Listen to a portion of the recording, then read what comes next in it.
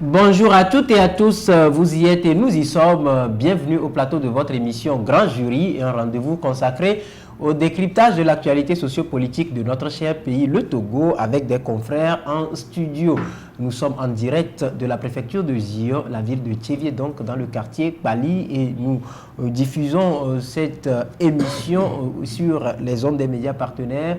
Radio KNTB à Lomé, Radio VGK à Palimé, Radio Lumière à Aneho, et puis deux liens pour permettre aux Togolais de la diaspora et au monde entier de nous suivre. Il s'agit bien sûr du www.togovision.com et du www.ebenradio.com. Depuis quelques jours, nous sommes également intéressés par d'autres médias partenaires sur le web, notamment le www.togo-6online.co.uk, sans oublier les autres qui s'invitent.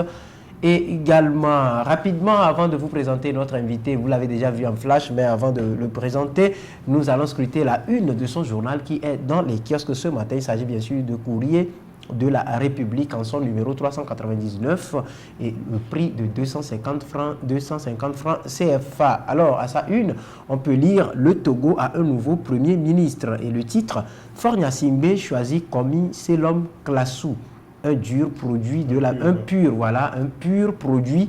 la maison RPT Unir face aux défis de taille. Le journal s'est intéressé au parcours, donc à la primature des 10 dernières années et titre 10 ans, 6 premiers ministres. Fort, un bon consommateur de chef de gouvernement avec les photos des différents premiers ministres sous Faure Gnassingbé. Il s'agit bien sûr des Dem Kodjo, de Maître Apollinaire Madi Yaovi Abouibor, Komla Mali, Gilbert Fossou Noubo et de Artem Kwesi Seliagodi Aoumé Zounou. Autre titre à lire à la une de Courrier de la République, guichet unique portuaire, les transitaires outillés sur le trafic import des véhicules d'occasion. Et puis drame à Assoli, quand le préfet Djandjo se transforme en braqueur des biens des collectivités. Pour finir, les dures méthodes de l'autorité face à la grogne sociale, bye bye Aoumé Zounou et les comptes de la CAN s'interrogent. Courrier de la République. Comme annoncé, nous avons son directeur de publication avec nous, Tchakala Aliou. Bonjour et bienvenue. Bonjour Rodrigue et bon début de semaine à toutes et à tous. Voilà, on va s'intéresser tout de suite à ce dossier drame à Assoli. Qu'en est-il exactement? Vous titrez quand le préfet Djandjo se transforme en braqueur des biens des collectivités. Oui, le préfet Djandjo est le représentant du pouvoir central à Assoli, celui-là qui se fait appeler le fort d'Assoli. Et il n'est pas... Lequel? C'est-à-dire F-A-U-R-E ou F-O-R-T? F-A-U-R-E d'Assoli. Ah bon?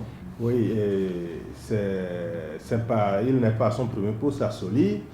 Et toutes les fois qu'on prononcera ce nom, cela fera tiquer toutes les localités qu'il a eu de Tchamba. Parce que ce monsieur a été chassé de cette localité par rapport à sa gouvernance, qui est une gouvernance empirique, une gouvernance moyenâgeuse.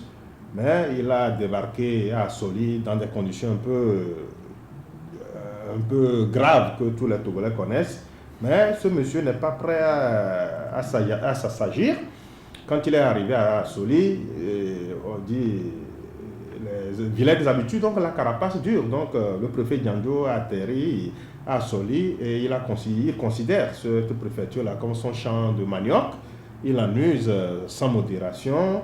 Et vous comprenez que les liaisons incestueuses entre lui et certains, le préfet en a tissé. Mais nous avons commencé depuis la semaine passée à nous intéresser de très près à ce préfet qui est vraiment, il n'est pas un exemple de gouvernance. C'est un monsieur qui rame à contre-courant des idéaux que le chef de l'État prône. Et comme si cela ne suffisait, ce préfet-là, Djandjo, s'est transformé en affairiste, en homme d'affaires. Il s'est flairé là où il a tiré profit et c'est là qu'il se dirige. Donc, vous savez, de l'époque coloniale, il y avait eu des terres à la préfecture d'Assoli. Pour ceux-là qui ont eu à sillonner cette préfecture, en a plein. Donc, il y a un contrat qui a été signé entre l'ODF et un opérateur économique pour couper ses essences. Maintenant, il a stipulé dans un arrêté qu'une partie des fonds, soit 15%, devrait revenir à certaines collectivités qui sont proche de ces espaces qui sont exploités. Maintenant, le préfet, la ristourne leur a été envoyée, ce qui se levait à plus de 3 millions, mais le préfet Djandjo a eu ce vilain plaisir-là de consommer entièrement ces sous sans que cela ne retourne aux braves gens qui devraient en bénéficier. Donc nous avons relevé cela. Et pire encore, demander un peu au président du conseil de préfecture où en est-il avec les fonds par rapport à la délivrance des certificats de naissance.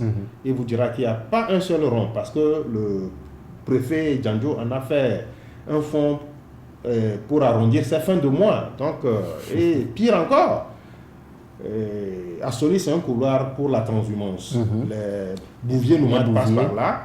Et souvent, ça rapporte un peu d'argent aux préfectures qui sont traversées par ces bouviers nomades. Mais le préfet Djandjo aussi a tissé aussi des liens avec ça. Et d'après les investigations menées sur le terrain, auprès même de certains bouchers, la transhumance aurait rapporté pas moins de 20 millions à la préfecture. Mais le préfet, à la préfecture d'Assoli. Mais le préfet, comme c'est de son habitude, il en a mis la main dessus et aujourd'hui, demandez-lui le compte, il vous rétorquera qu'il n'y a que 2 millions qui sont rentrés dans les caisses. Donc c'est un préfet vraiment atypique, un préfet décrié et franchement, nous ne le faisons pas par pure complaisance, nous le faisons, nous avons écrit notre article sur la base de certaines preuves dont nous disposons, puisque nous avions séjourné à Soli 2 jours durant au cours de la semaine dernière. Donc franchement, et c'est le ras-le-bol là-bas, les populations sont dépitées et je ne sais pas si on attend que le mécontentement se fermente pour que les premières autorités, notamment le chef de l'État et le ministre de l'administration territoriale, puissent passer à l'action parce que un tel profil, je ne pense pas que Assoli en a besoin pour son développement. Très bien, on vous a assez compris, mais est-ce que ces faits n'interpellent pas finalement les autorités à penser rapidement à l'organisation des élections locales pour que ces élus locaux soient réellement comptables devant le peuple? Oui, justement, c'est le vœu que nous tous nous voulons pour le mieux-être de nos collectivités. Ces préfets qu'on débarque là-bas et qui pensent que non, ils sont venus pour faire leurs propres affaires au détriment du bien-être des populations et mieux encore au détriment du développement de leur localité. Donc c'est triste, ces préfets-là sont en déphasage total avec ce que la nouvelle donc, que nous prônons au niveau de la préfecture. Et ce n'est pas seulement Djandjo, il y en a, c'est des préfets de son acabit, mais ils sont disséminés un peu partout sur le territoire national. Et franchement, je crois qu'il y a des profils, il y a des gens qui ont fait des écoles pour ça, il y a des gens qui sont sortis des écoles d'administration, et vivement que pour nommer quelqu'un préfet, quelqu'un qui est censé incarner l'autorité de l'État, doit mener les enquêtes très poussées à son niveau pour les études de moralité. Les nommer. Et pire encore, ce monsieur n'est pas à son premier fait d'armes. Il a dû quitter Tchamba dans des conditions pas très bien. Maintenant, je ne sais pas pour quelle raison le débarque à Soli et la casse est de taille là-bas à Soli. Voilà. Et nous sommes intéressés également par un autre article, toujours à la une de votre journal, les dures méthodes de l'autorité face à la grogne sociale. Et puis vous titrez Bye bye Aoumé Zounou, une interrogation donc, et les comptes de la CAN. Oui, justement, et le Premier ministre, l'ancien Premier ministre Artem Aoumé Zounou Samba, remplacé par Komik Lassou Selom. Et vous voyez un peu les méthodes cavalières dont il a usé pour gérer la crise sociale, les mouvements sociaux qui avaient connu une certaine ampleur sous sa gouvernance. C'est un monsieur qui n'a pas daigné trouver ces syndicalistes des partenaires sûrs avec qui on pouvait prendre langue pour faire baisser d'un cran la ferveur syndicale, mais il s'est comporté comme un éléphant dans un magasin de porcelaine. Il cassait tout, il manquait d'égard à ses interlocuteurs. Et pire encore, je crois que la crise, on aurait pu la gérer si ce n'était pas trouvé un Artem Zounou comme interlocuteur. Donc ce monsieur qui s'était mis sur ses ergots pour penser que non, et tout se résume à sa petite personne, et voilà les dégâts qui sont là. Donc aujourd'hui, certains disent que non, il a reçu le pari. Moi, je dirais non. Les 58% que le chef de l'État a eu, si ce n'était pas trouvé à Oumezzounou quelque part comme Premier ministre, je crois que ce score aurait été mieux que ça, parce que ce monsieur a réussi à fermenter le ressentiment contre lui et de facto contre le chef de l'exécutif qui est Faure Gnassingbé. Donc c'est un bon débarras. Mais malheureusement, Oumezzounou part avec de très lourds passifs. C'est ce monsieur-là qui nous a dit qu'il ferait les comptes, aucun centime ne sera laissé comme ça sans trouver de suite à cela. Mais malheureusement, il part et pour divertir, il dit qu'il doit donner des instructions au ministre des Finances pour qu'il en fasse. Non, c'est lui qui a demandé à ce que l'audit se fasse et c'est lui qui est censé nous donner la suite de ce d'audit. Mais il part avec les fonds de la chose. Mais je crois qu'avec Oumezzounou, il fut celui-là qui incarnait la mauvaise gouvernance. Bon débarras, le chef de l'État peut-être a compris qu'il fallait changer de fusil d'épaule et son choix s'est porté sur Kwame Classou Selom. Donc franchement, vivement que même en dehors de ses charges de Premier ministre, qu'il puisse faire ses comptes parce que les bons comptes font les bons amis, dit-on. Voilà, les bons comptes font les bons amis, dit-on. Et le sujet de notre entrevue ce matin s'intitule « Quel commentaire faites-vous du choix de Selom Kwame Classou alias Edmond à la primature du Togo ?» Nous allons en parler et nous y sommes. Nous avons avec nous un second invité qui vient d'arriver, Germain Pouli, directeur de publication du journal Togo Réveil. Bonjour Germain. Bonjour Rodrigue et toutes mes excuses aux auditeurs, aux téléspectateurs pour ce retard. Merci pour l'invitation. Voilà, merci. Donc je rappelle que nous aurons un troisième invité. Il sera aussi en train d'être arrivé. Il s'agit bien sûr de El Hadj Tchaniaou Arimiao, directeur de publication du journal Nouvelle Opinion. Nous allons rester avec Germain. Voilà, tel intitulé ce sujet ou une interrogation autour de laquelle nous allons échanger ce matin. Quel commentaire faites-vous à Togo Réveil du choix de Selom Kwame Classou à la primature en remplacement à Artem Kwesi Sele-Agodi à Oumezzounou? Oui, le journal est sorti ce matin et comme courrier de la République, nous avons également fait un retour en arrière pour essayer de voir comment le chef de l'État Flair choisit et nomme ses premiers ministres, désormais au nombre de 6 en 10 ans. Et donc, un nouveau Premier ministre, donc, depuis 3 jours, c'est l'homme Classou, que tu appelles Edmond. Ça, je ne connaissais pas ce prénom. Et je crois que c'est un choix qui a surpris, parce que ça n'a surpris pas parce que l'homme n'est pas à la hauteur de la tâche, mais parce qu'on a pensé à plusieurs personnalités, sauf à lui.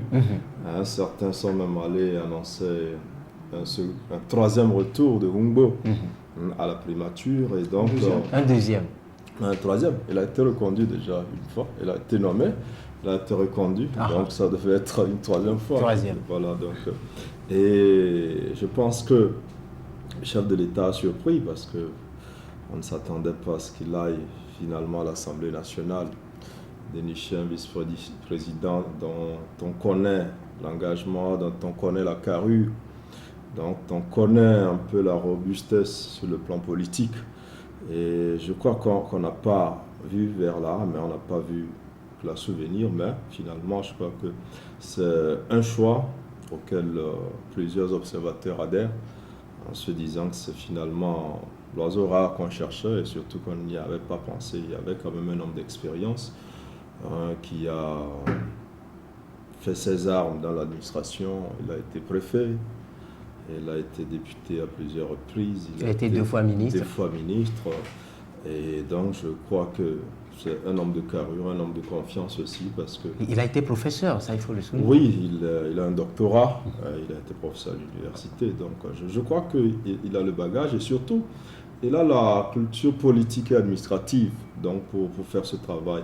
Et nous, dans notre analyse et notre décryptage donc, sur le flair, le choix et la nomination des premiers ministres, nous avons pu comprendre que le chef de l'État nomme cette première ministre en fonction de la situation, des périodes et des circonstances qui prévalent dans le pays.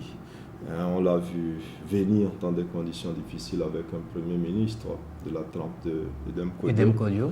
Après, il fallait rentrer dans la phase de l'APG. Donc de la réconciliation. Oui, donc de l'apaisement avec un Premier ministre venu de l'opposition qui devait donc aider à organiser les premières élections pluralistes, transparentes de notre pays, celle d'octobre 2007. Et donc après, maintenant à Gouibo, le chef de l'État a sorti un homme venu de nulle part auquel on ne s'attendait pas justement pour la transition. Et il s'agissait de Kofi Mali. Comme la Mali. Et comme la Mali plutôt. Comme la Mali qui devait faire cette transition du RPT à UNIR. Parce que quand on a vu que ça a été finalement un message pour dire que ce n'est pas le militantisme ici qui fait la primature, mais comme la Mali est sorti de nulle part, il a essayé, il a été assez effacé. Mais il faut dire qu'il a travaillé sous la supervision du chef de l'État avec un passage qui n'a pas été fortement remarquable parce que justement un passage de la transition du RPT vers UNIR, d'un changement de méthode, et donc qui a abouti finalement à la nomination d'un technocrate venu dans des sphères internationales, du PNUD notamment, et Ungo. Voilà, et donc après Ungo, on a vu Amezounou 1 et 2, et avec les défis que ça comportait. Et aujourd'hui, surtout avec la victoire du 25 avril, le chef de l'État repart confiant donc du fait que ces acquis ont été approuvés par une majorité des Togolais qui ont envie qu'ils maintiennent le cap. Maintenir le cap aujourd'hui, c'est forcément donc déjà renforcer ces acquis-là et affronter les nouveaux défis qui sont des tailles, comme le disait tout à l'heure mon confrère de Courrier de la République. Et donc je pense que Classou a déjà annoncé les couleurs. Il fera ce pourquoi il est là, donc maintenir ces acquis-là et faire face à de nouveaux défis. Et surtout, concrétiser cette promesse électorale du chef de l'État qui place ce mandat-là sous le signe, on va dire, de la révolution sociale. De la révolution sociale. Et donc, je pense qu'aujourd'hui, Classou est là et il va s'atteler à cela. Il s'agira pour lui pas de mettre en place une politique qui lui est propre parce qu'il n'a pas été élu, parce qu'il n'est pas issu d'une élection en réalité, mais d'aider le chef de l'État dans la coordination gouvernementale pour la mise en action. Donc de sa vision, de sa politique. Voilà. Très bien.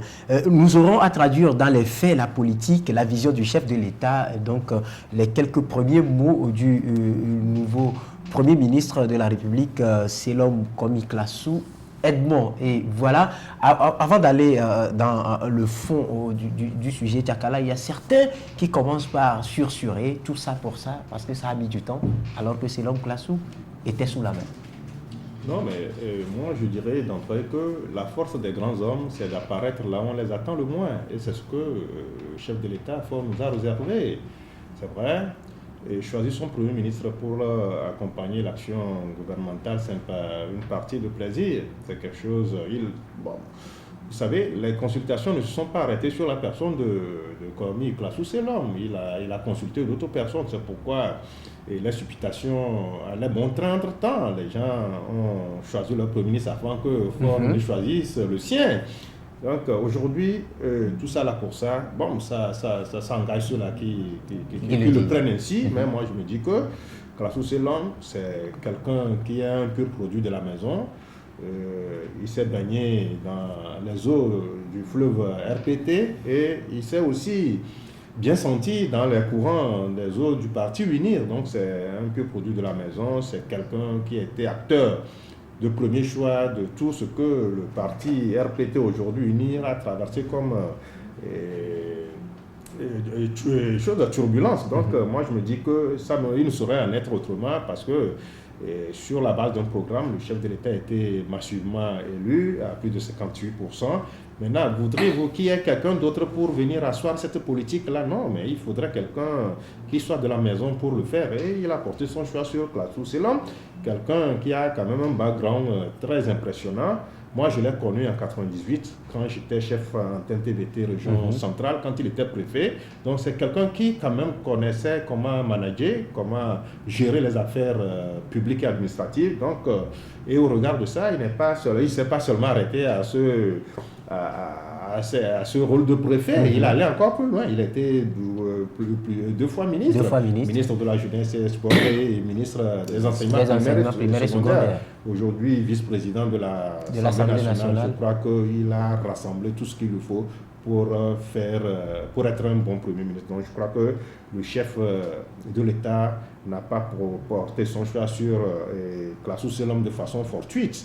Donc il a estimé que c'est lui qui peut aussi l'engager dans le combat pour qu'il forme le parfait tandem pour réussir le pari. Et au-delà de ça, il faut dire qu'il arrive sur un terrain déjà bien dégagé par le chef de l'État. Aujourd'hui, l'opposition est en lambeaux, il n'aura même plus à se décarcasser sur ce terrain-là. Maintenant, ce que peut-être on attend de lui, c'est de faire tout pour apaiser le climat social, notamment avec la grogne sociale de certains syndicats et ramener la sérénité. Donc je crois que ça serait quand même une partie pas trop compliquée pour lui, parce que son mentor fort a déjà fait déblayer le terrain. Voilà. Et Germain, aujourd'hui, quel message véhicule ce choix porté sur Selom Classou? Parce que d'aucuns estiment qu'il s'agit d'un retour en force des leaders, de ceux qui incarnent les bases du RPT.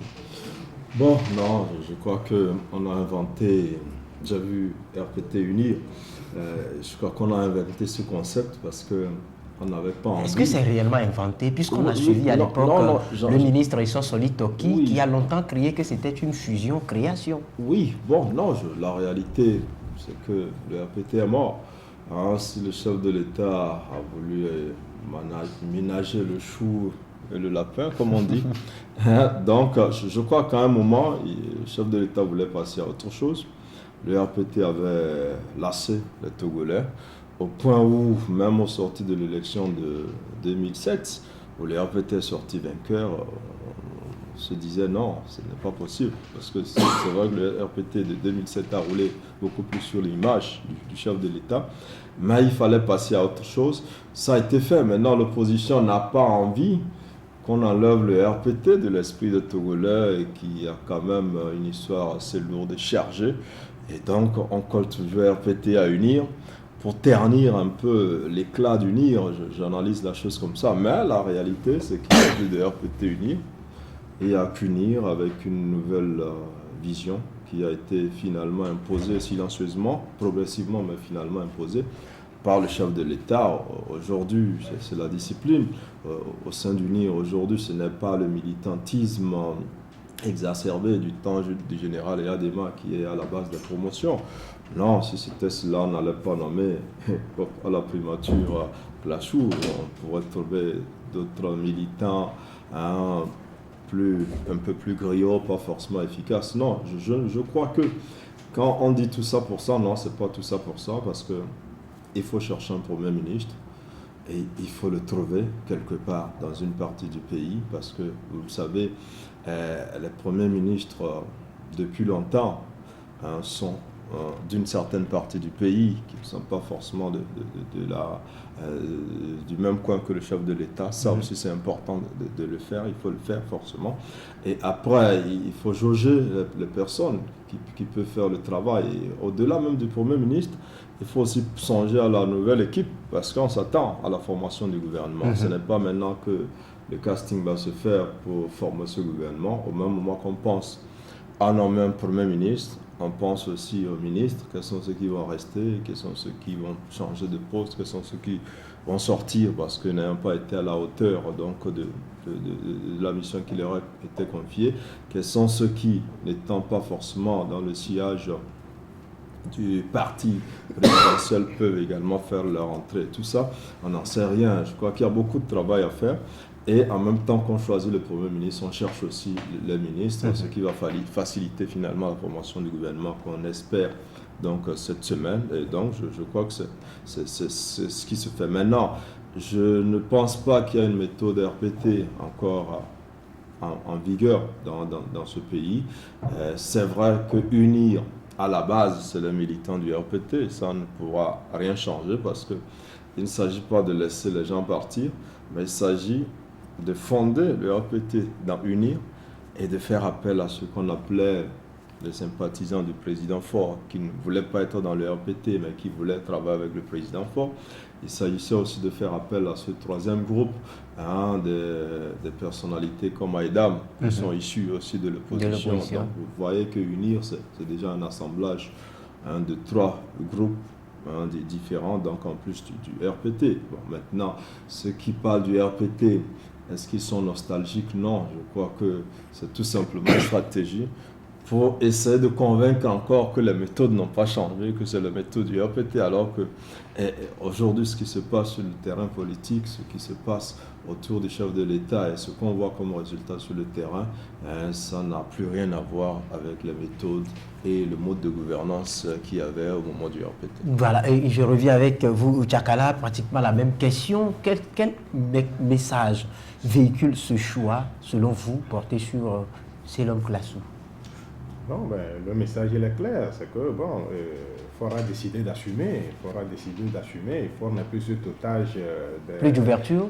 Non, pas forcément. Est-ce que Klasu Selom n'incarne pas l'ouverture? Il ne faut pas lui prêter des incarnations. Donc, moi je me dis qu'aujourd'hui, c'est que Faure a décidé d'assumer. Avant, il était otage un peu de la situation politique qui prévalait en interne au pays. Donc, aujourd'hui, s'il a décidé de porter son choix sur quelqu'un qui connaît très bien l'histoire du pays, quelqu'un qui a parfaitement assumé sa mutation de RPT aujourd'hui vers UNIR, donc ça veut dire qu'on a décidé quand même au niveau de ce grand parti-là d'assumer. Donc on n'a plus besoin de recourir à certains au nom d'un certain apaisement. Non, tout ça, le Togo a cessé d'être ce pays en crise. Donc il faut aller vite à l'essentiel, trouver le parfait complice qui pourra aussi donner une nouvelle dynamique à l'action gouvernementale. Donc je crois que c'est ça. Mais aujourd'hui, dire qu'avec Klasu Selom, on est en train de revenir à l'époque des caciques du parti. C'est vrai, c'est des caciques qui ont accepté à un moment quand même, qui ont accepté à un moment adhérer à la nouvelle donne. Donc on ne peut pas les refuser. Donc le parti UNIR aujourd'hui, c'est un parti qui fait un tout, c'est un melting pot. Les anciens, ceux ont leur place, les nouveaux, les amis du chef de l'État aussi ont leur place.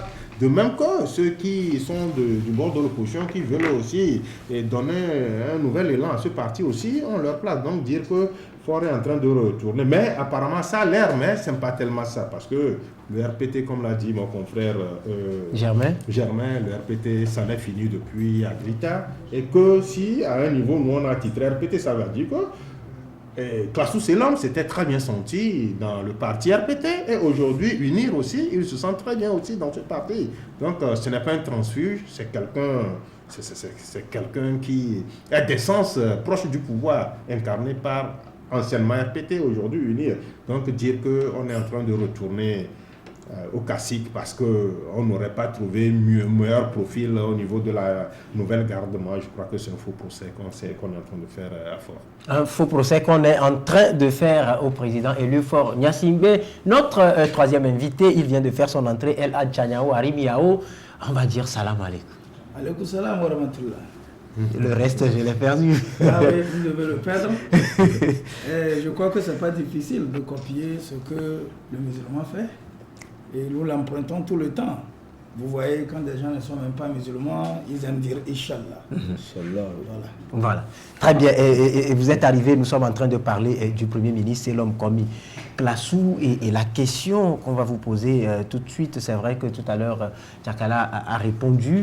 Aujourd'hui, on a ce Premier ministre, Selom Klasu. Et quand vous voyez un tout petit peu Courrier de la République qui dit un pur produit de la maison RPT UNIR face aux défis de taille. Selon vous, quels peuvent être ces défis? Je crois que d'abord, il faut saluer le courage que le chef de l'État a eu en nommant quelqu'un de la maison. Vous savez, depuis longtemps, le Togo, que nous avons connu, est passé à être un État où, chaque fois qu'on va aux élections, on essaye de chercher cette perle rare. J'ai écouté en venant ici mon confrère Germain qui disait que certains avaient envie de dire qu'on a mis tout ce temps-là ou que c'est la perle rare là qui devait être Classou. Moi, je suis en train de sentir que les gens sont en train de se décider à assumer la victoire, à la gérer comme cela devait l'être. Vous savez, depuis toujours, on a joué à ces mimiques-là en cherchant à mener soit des inconnus ou des transfuges ou des gens dont personne ne connaît l'appartenance politique. Tout simplement parce que nous avons donné l'image d'être un État en crise. Vous savez qu'après toutes les élections, il y a eu des contestations au Togo, même celle-ci. Et bon, lorsque nous continuons par aller aux élections et qu'à chaque fois qu'on a fini, qu'on a l'habitude connue du pays, qui est que les gens doivent essayer de contester, il faut à un moment donné taper sur la table pour dire ça, c'est fini, cette récréation, et nommer un Premier ministre qui puisse former un gouvernement avec le chef de l'État pour montrer aux yeux du monde entier et aux yeux de tout le monde que la marche démocratique au Togo est en train de prendre un élan sérieux et un élan qui rime avec les principes de la démocratie. C'est-à-dire, vous gagnez les élections, vous assumez. Et quand les gens s'en vont dire que Classou est un cacique du parti RPT Unir, moi je considère toujours que les gens ne doivent même pas avoir du mal qu'on dise que RPT Unir, amen. C'est comme au nom du Père, du Fils, du Saint-Esprit, tout ça, amen. Effectivement, si j'ai été pasteur et aujourd'hui je suis imam, des gens en passant diront que ce fut l'ancien pasteur. Donc c'est la même chose. Mais ici, moi je salue le fait que ce soit un Premier ministre qu'on connaît comme étant uni et comme étant un ancien RPT. Parce que quand vous regardez au Mezoulou, à un moment donné, les gens se demandaient s'il a basculé, s'il est CPP, s'il est quoi. On l'a amené tout juste parce qu'on veut créer encore ce flou qu'on veut maintenir. On a même des premiers ministres comme ça. Vous avez vu Humbo. Le RPT fonctionnait, on ne connaissait pas Humbo. Subitement, on a amené Humbo. Et on a vu qu'il rimait au pas du RPT après de UNU, je ne sais pas. Donc, il faut que les gens assument. Maintenant, reste à voir ce qu'on va nous donner comme gouvernement. Parce que, franchement, nous avons un petit pays beau, riche, avec beaucoup d'atouts, avec beaucoup de cadres. Et notre rêve, c'est que les gagnants assument pour permettre à ce petit Togo de pouvoir, à l'heure du bilan, juger ceux qui ont gagné, qu'est-ce qu'ils ont pu faire. Parce qu'il faut rompre avec cette habitude qui devient une coutume au Togo, où chaque fois il faut tendre la main à ceux qui ont perdu pour former des gouvernements d'union nationale. C'est ce que les gens attendent encore aujourd'hui. Et moi je crois que Faure et le tandem, son tandem avec Classou, doivent savoir arrêter ça pour que le Togo aussi ressemble à d'autres pays, pour nous diminuer le nombre de ministres. Parce que lorsque ceux qui ont gagné assument, ils ne sont pas obligés de créer des ministères. Vous savez, il y a des ministres, des petits postes de ministres qu'on crée pour tout simplement faire plaisir à ceux à qui on a tendu la main. Et parfois, ça sacrifie le travail des gens qui doivent vraiment mener le combat. Vous savez, quand on fait l'ouverture, il y a des partis qui n'ont pas assez de cadres, qui doivent répondre aux postes qu'on leur donne. On envoie n'importe quoi. Et ça fait le cafouillage. Ça ne permet pas au pays de savoir vraiment qu'est-ce que les gens sont en train de faire. Et puis, en termes de budget, si ceux qui ont gagné assument, ils peuvent aller avec un nombre très réduit qui va faire porter un plus sur l'économie du pays. Donc, en clair, je crois que moi, je salue l'arrivée de Classou. Classou, quand les gens parlent de technocrate, quand les gens me disent que c'est un technocrate, je ne sais même pas ce que les gens appellent tout le temps technocrate. Quand on nomme quelqu'un Premier ministre ou ministre, nous avons ce jargon que c'est un technocrate. Je ne sais pas si ces gens-là, ils ont des usines, qu'ils fabriquent des choses, qu'ils ont une autre étude. Non, qu'on ne vienne pas jouer sur des mots. Classou, il est ce qu'il est. Il connaît le Togo, ça me réjouit. Ce qu'il peut faire, il le fera. Mais l'essentiel, c'est qu'il faut que les Togolais eux-mêmes s'engagent. Quand on nomme un Premier ministre le matin, et déjà une heure après, les gens commencent par lui prêter des intentions d'incapacité. Est-ce que celui-là pourra faire? Depuis que le Togo existe, qui on a amené, et finalement les Togolais ont dit qu'il a pu faire. Donc les gens critiquent, ils critiqueront. Mais donc, que les gens se disent que l'essentiel, c'est que ceux qui sont arrivés, c'est pour le bien du Togo. On ne dira pas aujourd'hui que Classo est là pour Classou, ou que Classo est là pour unir. Classo est là pour le Togo. Et les Togolais, de n'importe quel bord qu'ils soient, s'ils veulent que leur pays marche, s'ils sont fiers de voir le Togo ressembler au pays qu'on aime faire la comparaison tout le temps, ils doivent se décider d'accompagner Classou dans le sens où ils peuvent pour faire les choses marcher. On vous a assez compris. Germain, avant le scrutin du 25 avril, nombreux étaient les partis politiques qui avaient appelé à voter le président Faure Gnassingbé. On parle de la CPP, d'autres partis jusqu'à Obu. Aujourd'hui, on a un Premier ministre issu de UNIR. Quel genre de gouvernement on pourra avoir finalement? Est-ce que ces partis qui ont appelé à voter le président seront récompensés? Oui, non, je crois que c'est maintenant des questions difficiles auxquelles on doit répondre parce que le chef de l'État nous a habitués à dribbler un peu tout le monde. C'est-à-dire il est imprévisible. Là où on l'attend, il ne se comporte jamais comme on souhaite. Donc je crois que on ne peut plus aujourd'hui avec le chef de l'État prévoir ce qu'il va faire. Mais il arrive toujours à trouver des solutions qui finalement portent des résultats escomptés. Mais je vais quand même, si mon confrère Tiagnao le permet, mettre quand même un bémol. Je suis d'accord que le vainqueur doit assumer, en ce sens s'occuper de la primature, parce que quand on nomme un Premier ministre qui vient d'ailleurs, parce qu'on a entendu des rumeurs, dit qu'on devait débaucher des gens à l'ANC, les nommer, ce qui serait des erreurs assez graves en politique. On a circulé des noms, voilà, on a supputé, voilà. Non, politique. Je crois que depuis le gouvernement d'union avec Aboueba, le chef de l'État s'est détaché de cela. C'est vrai que la période Oumbo a été une période assez transitoire parce que le Togo devait renouer avec la communauté internationale. Et il fallait aussi inaugurer un certain mode de gouvernance. On ne va pas quand même ne pas reconnaître ici le mode de gouvernance de Oumbo qui a quand même amené une nouvelle stratégie dans la coordination de l'action gouvernementale. Les ministres sont tenus à des résultats, sont tenus à faire des bilans donc de tous les ans, sont même recyclés périodiquement lors des séminaires donc de gouvernement. Et je crois qu'il a quand même amené une pratique qui se faisait dans les sphères onusiennes et tout ça, qui n'est pas mal, qui était différente de ce qui se faisait un peu sous Yadema. Et je crois que c'était la modernisation. Il fallait apporter la bonne gouvernance et ça a permis quand même au pays d'atteindre l'initiative PPTE. Ça a permis au pays et donc d'améliorer sa gouvernance et donc de profiter de beaucoup de choses. Donc on ne peut pas dire que l'expérience Oumbo n'était pas bonne. Faure Gnassingbé lui-même, ayant fait ses études en Occident, avait besoin aussi d'appliquer ce qui se fait là-bas. Parce que la démocratie, avant tout, elle nous vient de là. C'est vrai, on apprend à voter, tout ça, mais la démocratie, ce n'est pas seulement de voter, c'est essentiellement aussi la bonne gouvernance. Et là, il faut, aujourd'hui, quand on voit les réformes qui se font au Togo, les réformes économiques et tout ça, l'OTR, le guichet unique et tout cela, vous vous rendez compte quand même de la modernisation de la justice et tout ça. C'est beaucoup de choses qui sont importantes. Et donc, Oumbo est venu, dans le gouvernement, il y avait quelques technocrates, même si je suis d'accord avec Tiagnan pour dire que j'aime pas trop ce terme, mais des Togolais venus d'ailleurs, dont on a aussi besoin. Je pense quand même qu'il ne faut pas aussi mettre totalement le militantisme en avant, il faut mettre les compétences également. Et donc, le gouvernement qui sera formé, à mon avis, peut être un gouvernement d'ouverture parce que ce n'est pas un gouvernement d'union, il faut mettre la différence.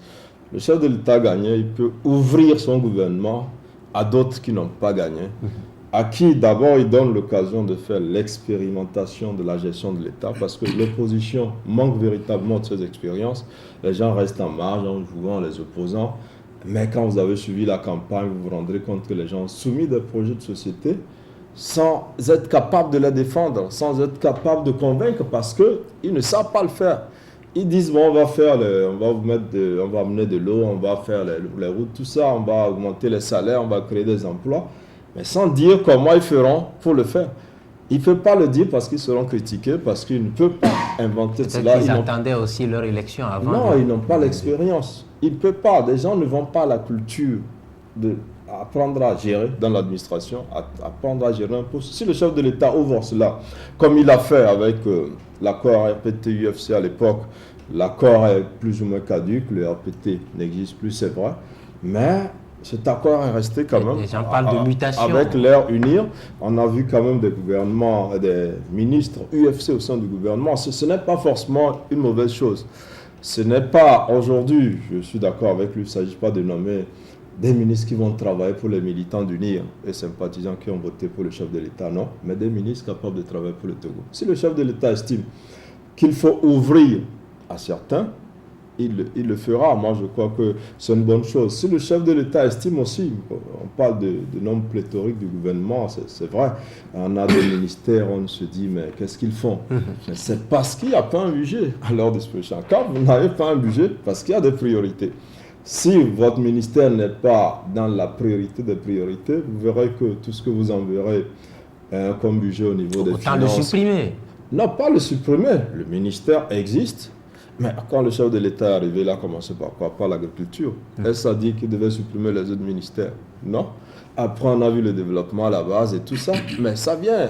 Je crois que même au niveau de la communication, on se plaint, on dit que ça n'avance pas. Mais aujourd'hui, ça va un peu au niveau de la culture. Il y a l'aide à la culture qui est même passée à 200 millions. Tout ça, on aurait pu dire depuis longtemps supprimer le ministère de la Culture.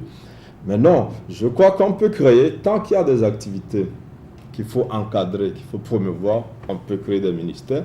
Mais notre vœu aujourd'hui, c'est que le pays mobilise davantage au niveau du budget pour permettre à tous les compartiments qui existent ou qui seront créés ou qui seront supprimés, je n'en sais rien, de fonctionner. Donc ce gouvernement qui viendra, c'est vrai, on parlait de contraintes budgétaires et là, le Togo travaille avec des institutions comme le FMI et tout ça où on va dire, il faut diminuer le nombre. Vous voyez même à l'Assemblée nationale, nous sommes un pays qui n'est pas aussi vaste que le Bénin, qui n'a pas une population aussi grande que le Bénin, mais nous avons plus de députés que les Béninois. 91 députés contre 87 ou 85 au Bénin. Mais ce n'est pas normal. Mais on a vu qu'il y a eu des accords politiques qui ont été signés et on a vu le découpage électoral et tout ça fait que finalement la classe politique s'est entendue. Mais les institutions qui nous accompagnent n'étaient pas d'accord. Mais si le Togo a décidé, il le fera. Donc pour le gouvernement, ça sera plus ou moins la même chose, mais nous sommes heureux quand même de constater que des réformes sont faites pour permettre la transparence au niveau de la mobilisation des fonds et que le budget est sans cesse croissant de 300 et quelques milliards. Aujourd'hui, on approche les 800 milliards.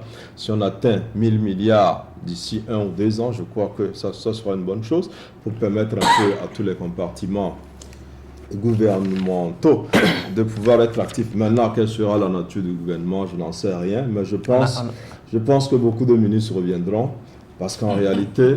Peut-être que beaucoup aussi partiront. Oui, non, en réalité, c'est une équipe qui gagne, quoi qu'on dise, parce que c'est le résultat de fameux jeu de chaises. C'est le résultat de ce gouvernement, quand même, qui a permis que le chef de l'État soit élu, parce que ce sont les ministres qui ont appliqué sa politique et ça a convaincu un maximum de Togolais.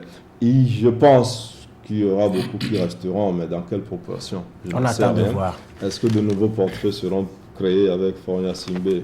Il ne faut plus mettre la charrue devant les bœufs en attendant de voir, mais espérons, comme pour la nomination du Premier ministre, qu'il y aura une composition du gouvernement sur laquelle la majorité des Togolais seront d'accord. Très bien. On va revenir rapidement avec Tchakala. Les minutes sont en train de nous acculer. Les premiers mots du nouveau Premier ministre, nous aurons à traduire dans les faits la politique, la vision du chef de l'État, ce qui permet à certains Togolais, certains analystes de poser une question. Quelle est alors la valeur de la présentation d'un programme par le Premier ministre devant le Parlement, s'il n'est pas comptable devant le peuple? Non, le Premier ministre, il a été dépouillé de toutes ses prérogatives. Il est là pour coordonner l'action gouvernementale. Donc, c'est tout ce que le chef de l'État voudrait que cela se réalise dans son pays. C'est lui qui doit être le maître d'orchestre pour que ces ministres-là puissent traduire ça par des actes pour que cela se concrétise sur le terrain. Donc, je crois que Classou Selon ne vient pas pour créer la roue. La roue elle est déjà là, mais il faut essayer de l'arranger pour qu'elle tourne, pour qu'elle soit agréable à voir. Donc moi je me dis, si Calasso Selon m'a dit que lui vient pour concrétiser par des actes ce que lui aura comme instruction, c'est de l'ordre normal des choses. Tous les autres ministres, premiers ministres que nous avions connus ont eu aussi à le faire ainsi. Donc la présentation du programme de société va relever un peu de ce que le chef de l'État voudrait par rapport à son programme qu'il a défendu au cours de la campagne dernière. Donc je crois qu'il ne viendra rien inventer, il viendra seulement matérialiser par des actes, par du concret, ce qu'on lui demandera de faire sur le terrain. Donc il ne faut pas dire que non, il ne viendra pas pour travailler, non, il est là. Mais ce que moi je souhaiterais, c'est que Calasso Selon part déjà avec beaucoup d'avantages, beaucoup d'atouts. De par le passé, on a vu ces ministres-là qui avaient tendance à supplanter le Premier ministre. Aujourd'hui, je crois qu'il va ramener l'ordre au sein du gouvernement. Il n'y aura plus de ces super ministres-là qui n'auront pas de compte à rendre au Premier ministre, mais qui iraient directement. Non, ça ne se fait pas. Et la dernière fois, on était avec quelqu'un qui a fait plus de 40 ans de séjour en France, et il disait que non, mais sous De Gaulle, mais quel ministre va se donner ce luxe-là d'aller directement voir le chef de l'État sans passer par le Premier ministre? Donc, nous aussi, nous souhaiterions que ce soit là le chef de... Si on n'avait pas besoin de Premier ministre, on n'en nommerait pas. Aujourd'hui, si on a nommé, c'est que le chef de l'État voudrait que le Premier ministre soit cette courroie de transmission entre l'équipe gouvernementale et lui. Donc, je crois que la passerelle obligée pour tous les ministres de passer par chose. Donc, et vivement que les comptes soient demandés aux ministres parce qu'on leur assigne des missions bien précises, des missions spécifiques. Si, à un moment, il va falloir qu'ils rendent compte de ce qu'ils ont eu à gérer comme ce qu'on leur a, par rapport à ce qu'on leur a donné comme charge. Donc, et mon confrère Germain a eu à le dire, au temps de Humbo, c'était de bonnes habitudes. Vivement que cela revienne pour qu'on puisse atteindre cette émergence que nous souhaiterons d'ici l'an 2030. Donc on a la matière, on a des gens pour incarner cette émergence et il faudrait quand même que ces gens-là déroulent.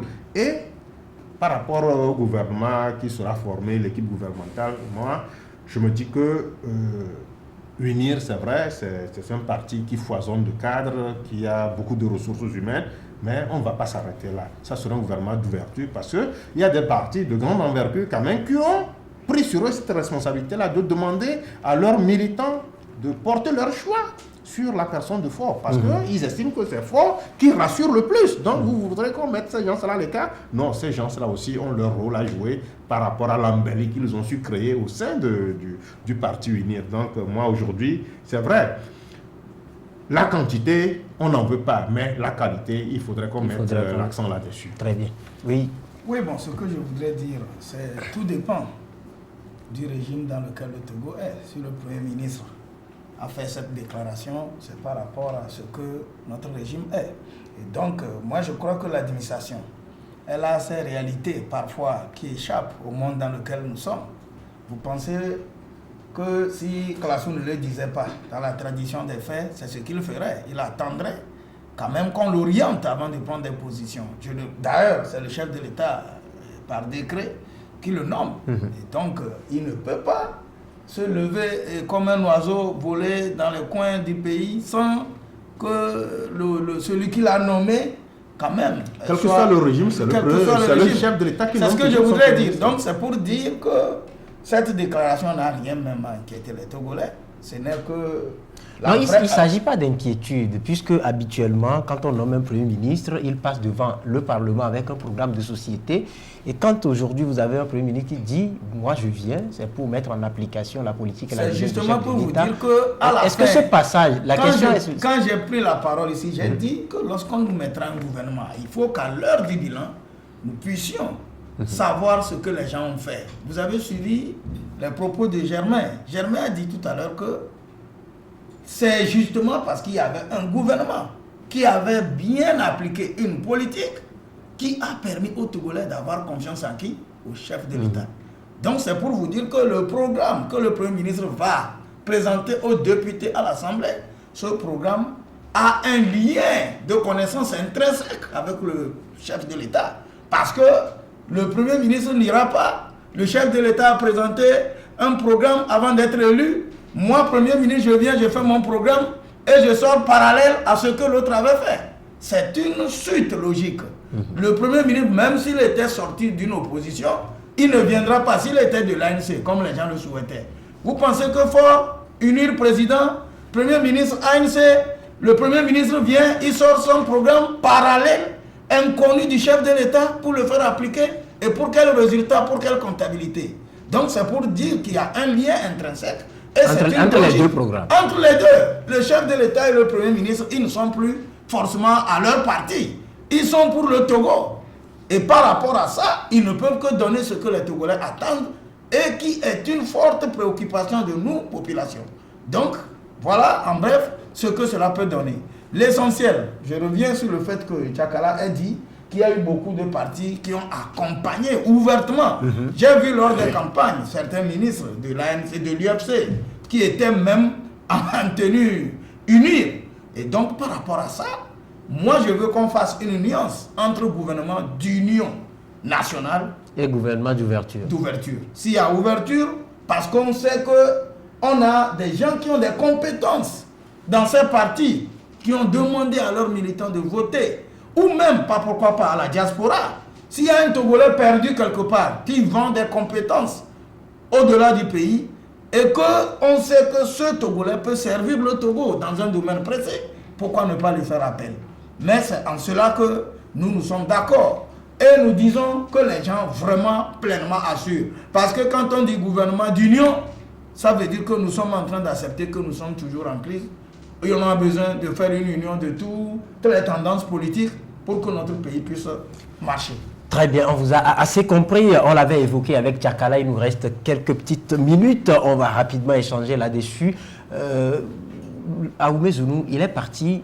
Il avait laissé une promesse en suspens. Germain, les comptes de la Coupe je vais quand même réagir sur le Premier ministre. Le Premier ministre. Parce que notre régime, je crois qu'il faut aussi songer à l'améliorer. Et ça fait partie des réformes qu'on attend, parce que nous ne sommes pas dans un régime qui existe véritablement. C'est un mélange. En touchant à l'article qui dit que le chef de l'État nomme son Premier ministre et révoque le Premier ministre tout simplement, on a changé beaucoup de choses. Et ça évite des situations de cohabitation, parce que nous n'avons pas un Premier ministre forcément issu de la majorité parlementaire qui pourrait être amené à appliquer la politique de son parti s'il n'est pas du même parti que le chef de l'État. Donc, ici, le Premier ministre est responsable uniquement devant le président. C'est vrai qu'il va à l'Assemblée présenter les principales lignes de son action, mais il n'est pas responsable devant l'Assemblée. Voilà. L'Assemblée ne peut pas le démettre. Voilà. Or, dans un pays où habituellement le Premier ministre va soumettre son programme, c'est des régimes dans lesquels l'Assemblée a quand même une certaine pression sur le Premier ministre. Donc, et avec des conséquences. Oui, Peut-être d'aventure le Parlement rejette son programme. Ce n'est pas tout à fait... Bon, on aurait pu ne pas avoir de Premier ministre. Voilà. Nous sommes en fait dans un régime présidentiel, mais avec un Premier ministre qui donne l'impression qu'on est dans un régime semi-présidentiel. Et donc, je pense que là aussi, il faut revoir les prérogatives du Premier ministre, que c'est les conditions de sa nomination. C'est l'une des réformes sur lesquelles peut-être il faudra travailler. L'essentiel, c'est que ça marche. Et les résultats sont là, donc on ne voit pas trop que ça cause problème. Mais il faudra que ça soit fixé. Mais je crois qu'il faut aussi que notre régime s'identifie par rapport aux standards qui existent à travers le monde, qu'on sache que, soit le Premier ministre est nommé dans la majorité. C'est vrai qu'actuellement c'est le cas, la majorité parlementaire est unie, le président est uni, il n'y a pas de problème. Mais si la majorité avait changé, est-ce que le chef de l'État est contraint de nommer un Premier ministre dans la majorité parlementaire, ou il nomme, il revoque, comme ça se fait aujourd'hui? La Constitution dit qu'il nomme, il revoque, mais je crois que c'est un régime qu'il faudra préciser. Maintenant, un mot par rapport au compte de la CAN, qui part. Il n'a pas fait les comptes, c'est vrai qu'il a mis beaucoup de temps pour faire ses comptes, et il avait promis les faire dans un meilleur délai, il ne l'a pas fait, on ne sait pas trop pourquoi. Maintenant, nous avons des institutions aujourd'hui comme la Cour des comptes qui devrait logiquement faire le travail. Allez s'inviter Bon, donc. Dans ce débat, bon, si la population appelle de plus en plus à ce que ces comptes soient faits, surtout que certains citoyens estiment avoir contribué, surtout à travers l'opération de perception de 5 francs sur les appels téléphoniques. Donc, je crois que c'est le droit des Togolais d'exiger que ces comptes soient faits. Le Premier ministre, c'est vrai, autour de lui, on dit qu'il n'a pas directement géré ces fonds, qu'il y a un comité qui a été mis en place, mais qui est quand même sous ses ordres, qui devrait lui rendre compte. Il s'agira pour lui au moins de rendre compte du compte que ce comité lui a rendu. Voilà. Hein, ne serait-ce que pour qu'on peut-être une simple lecture. On peut savoir les responsabilités. On ne dit pas que le Premier ministre a détourné les fonds, mais si c'est au niveau du comité qui a problème, ben, il faut quand même qu'on le sache pour que les membres de ce comité-là qui ont failli, peut-être que les comptes peuvent être justes. On n'en sait rien, mais on les soupçonne de ne pas être justes. Très bien. Ici, c'est le cas que ce comité-là répond. Mais je pense qu'il faut que la Cour des comptes agisse, parce qu'il faut aussi que ces institutions profitent de ces occasions-là pour travailler. Bon, on vous dit que vous ne travaillez pas maintenant, vous avez de la matière pour travailler, il faut le faire. On a vu aussi avec les comptes de campagne, jusque-là on ne sait pas où on en est, surtout que l'État a donné les moyens. Très bien, on vous a assez compris. Est-ce qu'ils ont rendu malheureusement, compte? Est-ce que la Cour des comptes fera? Le temps est complètement épuisé. Peut-être en un mot pour Tchaniao et un pour Tchakala, on va faire. Non, tout ce que je voudrais dire, je dis Ahoume Zounou, c'est un homme politique et qui a fait son passage à la primature. Il n'a pas eu qu'à avoir des bas, il a eu des hauts également. Et si Ahoume Zounou veut, en tant qu'homme politique, être crédible, qu'il paye ses crédits. Très bien. Tchakala. Oui, justement, Ahoume Zounou s'en est allé avec tout ce que nous avions eu à connaître, mais cette tâche noire qui le suivra toujours, c'est ces comptes-là qui n'ont pas été faits, vivement qu'il se débarrasse de cette tâche noire-là. Très bien, on vous a assez compris. Merci donc à vous, messieurs, pour avoir surtout accepté notre invitation, surtout également pour la disponibilité. Et merci également à toute l'équipe technique qui nous a accompagnés. Nous disons également merci à Yves de Tol, qui est styliste à Agoué, sans oublier Maître Style, ici à Tocoin Trésor. Bien de choses donc à vous toutes et à vous tous. Bonne journée, au revoir.